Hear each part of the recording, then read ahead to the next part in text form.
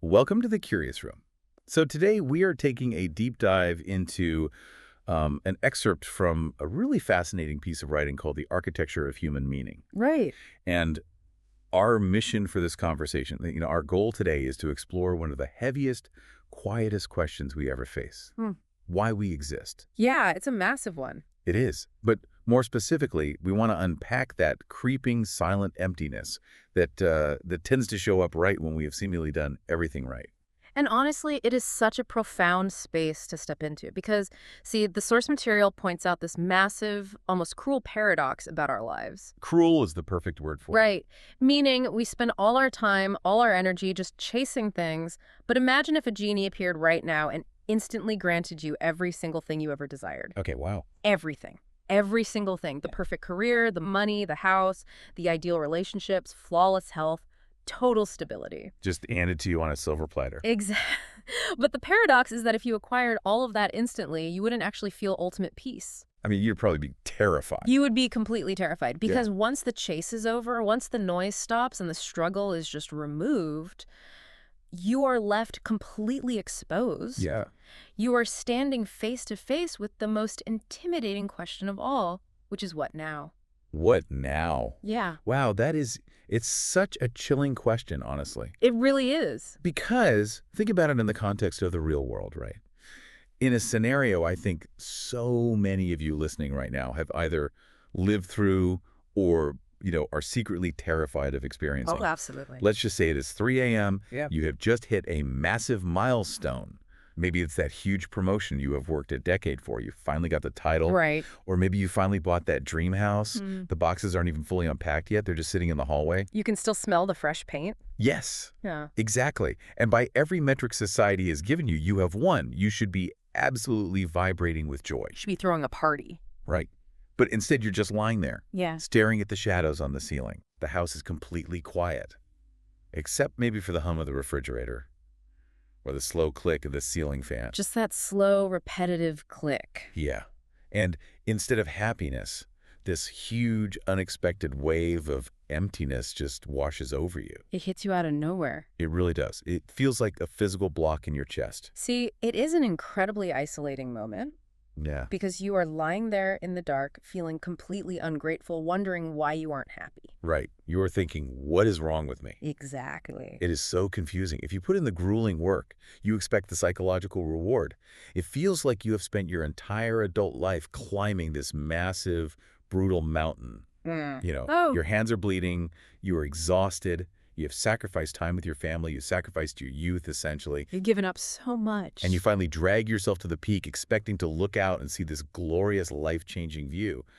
But, I mean, I'm struggling to understand why our mind denies us that victory. It's a tough pill to swallow. Why does getting the thing we wanted so badly feel so incredibly hollow? Well, it's because of a psychological trap we all fall into, which the source material touches on beautifully. It is the illusion of arrival. The illusion of arrival. Yeah. Meaning we condition ourselves from a very young age to believe that external success is some kind of medical cure for internal discomfort. Oh, wow. Yeah. We think the title, the money, or the house will magically rewire how we feel about ourselves. But external success cannot cure internal emptiness. It just wasn't designed to do that. It is like, it's like trying to fix a broken engine by giving the car a really expensive paint job. That is a perfect way to put it. The car looks amazing on the outside, but it still won't start. Exactly. Or expecting that crossing a physical finish line will somehow permanently change your personality. Right, right. We expect the milestone to permanently alter our internal state, but the mind doesn't work like a fairy tale. No, it definitely does. You reach the peak of that mountain, and you realize you brought yourself with you. Oh, that's heavy. You brought yourself with you. You have the exact same insecurities, the same fears, and the same internal voice you had at the bottom. And when the milestone doesn't silence that voice, the silence of the room suddenly feels deafening. See, that shatters this dream we all had when we were kids. How so? Remember looking at adults and thinking, once I have my own car and my own money, I will never be sad again. Oh, yes. The childhood logic. Right, the dream was so colorful. But the reality of adult success is often so sterile. It's very administrative, honestly. Yeah, it is just, answering more complex emails. It is managing higher stakes stress. Exactly. But even if we understand that intellectually, why does the brain actively punish us with anxiety in that 3 a.m. moment? Like, what is mechanically happening in our heads when we are lying in that quiet room? So, to understand the mechanics of it, we have to look at how we are wired at a base biological level. And I promise we won't get bogged down in any sort of academic jargon here. Good, because I think keeping it simple really helps ground it. Right. Just think about how the brain manages its energy. Throughout almost all of human history, our daily, hourly focus was immediate survival. Finding food, staying warm. Exactly. Navigating complex social tribes to ensure we weren't cast out. Our brains evolved to be incredibly well-tuned threat detection machines. They are designed to focus outward on a specific task. So the brain is basically a highly advanced problem-solving engine. Right. But what happens when there is no immediate physical threat? Meaning, when we are finally safe. Yes. The tiger isn't at the door. You are safe in your new house. You have food in the fridge. For most of us now, survival isn't a daily crisis. Thankfully. Thankfully, yes. So we have all this excess processing power. And here's the crucial mechanism when the brain goes idle, when you have achieved the goal and there is no immediate external problem to solve. That massive processing power doesn't just turn off. The engine doesn't power down. No, the energy simply reroutes. It shifts away from external task solving and it turns completely inward. It starts generating internal narratives. Oh, I see. It starts looking for a problem to solve, even if it has to invent one. That is the tragic beauty of it. It forces us to confront the silence of our own existence. Wow. Think of a highly advanced military radar system. Okay. It is built to scan the horizon and detect predators or enemy ships. It is a brilliant piece of machinery. Right. It's doing its job. Exactly. Yeah. But what happens when you turn that radar on in a completely empty world? There are no predators. There are no enemies. The radar doesn't just go to sleep. No, it keeps spinning. It just starts scanning the empty, endless sky, and instead of finding a target, it simply registers the sheer, terrifying vastness of the space. And it panics. It panics. It flags the emptiness itself as the threat. You know, that hits incredibly close to home because it perfectly explains the anxiety of the quiet room. It does, doesn't it? Think about this for a second, to you listening right now. Have you ever noticed that your deepest, most paralyzing anxiety almost never strikes when you are drowning in work? That's so true. When you are busy, when you are managing a crisis at the office or running around wrangling the kids, you're usually fine. You're functioning. You're functioning. Yeah. But the moment you finally sit down on the couch at 9 p.m., the moment the house is finally quiet and you have nothing left to do, that is when the dread hits you like a truck. Because the radar is spinning and there are no targets. Exactly. The external noise has dropped, so the internal noise becomes deafening. You are left alone with the sheer scale of your own life. It's a lot to process. It is.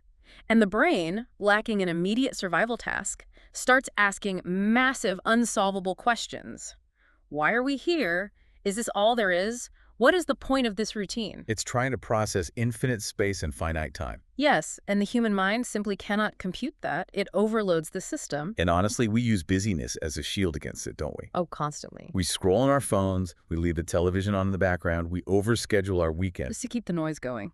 Right. We do everything possible to avoid letting that internal radar scan the empty sky. We do, because facing that vacuum requires an immense amount of emotional stamina. But, you know, that internal radar doesn't just scan our own empty rooms. It stays on when we leave the house, too. How do you mean? Well, it bleeds out into how we see the rest of the world. Let us take you out of that 3 a.m. bedroom and put you in another scenario. Scenario 2. Okay, let's hear it. Think about being on a crowded local train during the evening commute. The classic rush hour. Yeah, it is packed. Yeah. You are holding onto the overhead rail, swaying with the motion of the carriage. The fluorescent lights are buzzing overhead. Very familiar feeling. And you just look around at all these strangers. The tired woman holding a heavy grocery bag. Yeah.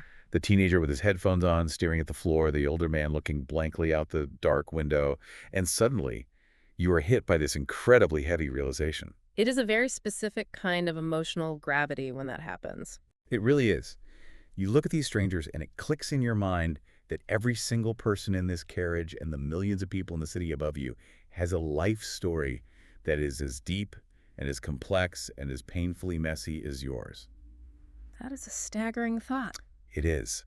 That tired woman has a biggest regret that keeps her up at night. That teenager has a secret dream he is afraid to say out loud. They all have family drama. Childhood traumas, inside jokes, and moments of profound joy. Mm-hmm. And the really heavy part, Mm-hmm. the part that makes your stomach drop, is realizing that eventually the train will stop. Everyone will get off. Everyone will get off. Right. And in a few generations, all of these incredibly intricate stories will be completely, entirely forgotten. It is overwhelming to process, and it ties directly into what the source material explores about human nature and our need for permanence. Tell me more about that. Well, we are at our very core meaning-making machines. Meaning-making machines. Yes. We are biologically and psychologically wired to seek out patterns. We want to find the cause, the effect, the ultimate purpose behind everything. Because that is how we survived. Exactly. Yeah. It is how we learn to track the seasons, to plant crops. It is how we built societies. We deeply need things to mean something lasting. Right. So when you look around that crowded train, your pattern-seeking brain is trying to connect the dots of all these lives, trying to find the grand, lasting purpose in all of this fleeting existence. And when it realizes that the timeline eventually fades to black, that we are all just temporary passengers, it triggers this profound melancholy. It does. But I have to be honest, it doesn't just feel like melancholy to me. It feels a bit tragic. Tragic. Yeah, it feels like spending years building this incredibly intricate sandcastle on the beach, carving out every little window and tower, knowing full well that the tide is already coming in. I see where you're going with this. If the tide is going to wash it all away and the beach is going to be completely flat tomorrow, how do we even get out of bed in the morning? It's a fair question. What is the point of putting so much effort into the sandcastle if the water is just going to erase it? I completely understand why it feels that way. The weight of impermanence is incredibly heavy, and our minds naturally rebel against it. They really do. But I want to gently challenge the idea that this impermanence is a tragedy. Okay. This is where we have to reframe how we are looking at the picture. The temporary nature of that train ride, or the fact that the sandcastle gets washed away, doesn't invalidate the complex beauty of the experience while it is happening. How so? I mean, if the end result is nothing, doesn't that negate the effort? Think about scaffolding used to construct a beautiful building. Okay, scaffolding. When the building is finished, the scaffolding is taken down and hauled away. It is gone. Right, you never see it again. But you don't mourn the scaffolding. You don't say the scaffolding's existence was a tragedy just because it wasn't permanent. No, of course not. Its entire purpose was to facilitate the building, to allow the structure to rise. I see. Our daily experiences, those complex lives on the subway, the struggles and the joys they are, the scaffolding of human consciousness. The meaning isn't found in permanence. The meaning is the process of building itself. Wow. So the limitation, the fact that it ends, is what forces us to actually care about the building process while we're here. Precisely. And this is where the source material offers such a deep, profound comfort.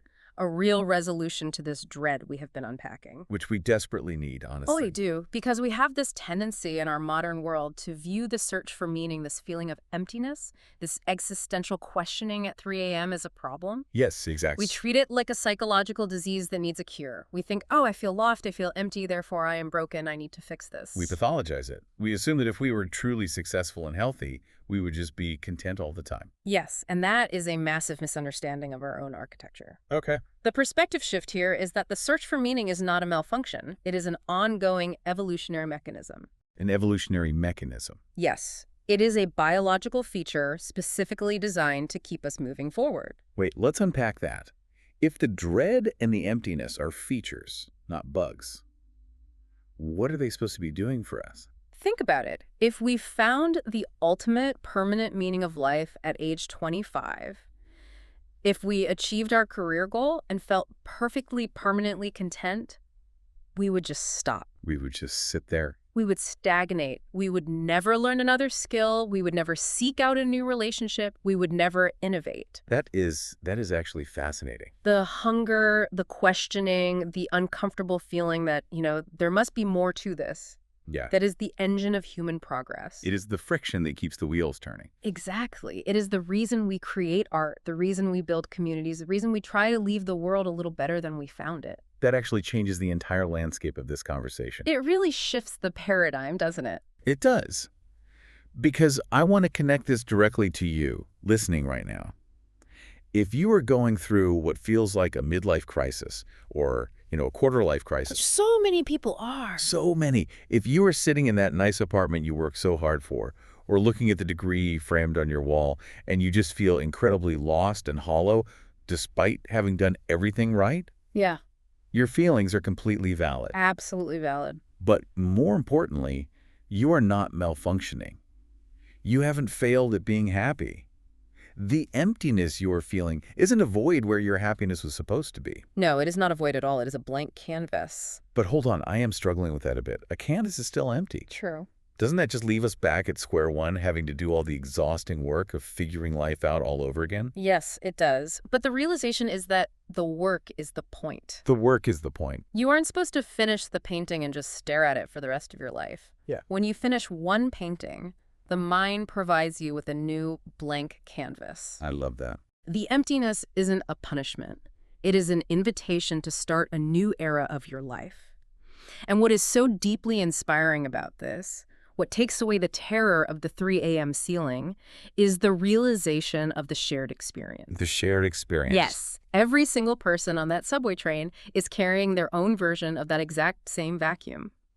We are all terrified of the dark, and we are all trying to strike a match to light it up. Meaning, the dread transforms into this beautiful, shared human journey of exploration. Exact. You are not isolated in your quiet room. You are participating in the oldest human tradition there is, wondering what comes next. And we are all doing it together. And we're all doing it together. That is just, it's incredibly comforting. And that is the true architecture of human meaning. It is not a building that you finish and then just live inside forever, locking the doors and never changing anything. No. It is a process of constant renovation. You achieve a goal, you feel the emptiness, you realize the old meaning doesn't serve you anymore, and so you build the next room. You tear down a wall. You find a new purpose. The internal vacuum isn't there to swallow you. It's there to keep you engaged with being alive.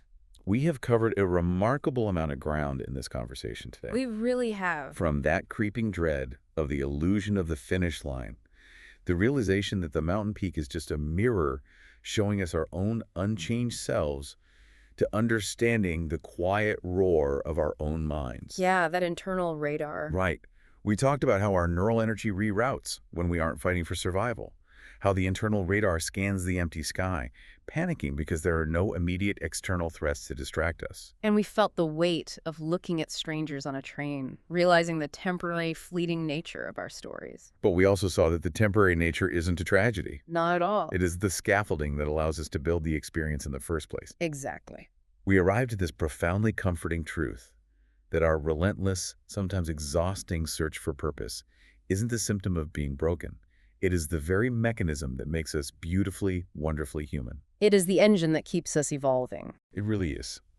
So as we wrap up our time together in the Curious Room today, I want to leave you with one final thought. Something to reflect on. Yeah. Something to just mull over the next time you find yourself awake in the quiet hours of the night, listening to the ceiling fan and feeling that heavy weight in your chest. Let's hear it. If the search for meaning is an evolutionary tool, if it's an engine meant to keep us moving forward,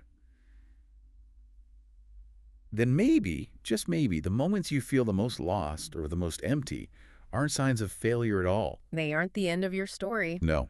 Maybe they are the exact moments your mind is shedding its old skin. I love that. The old version of you, the old dreams you had, the old goals you chased.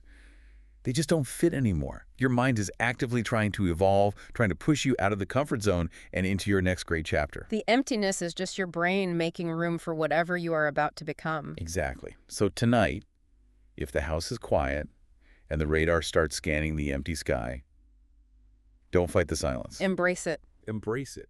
Let it show you how much space you have to grow. Thank you for sitting with us, for thinking with us. Take care of yourselves out there. Good night.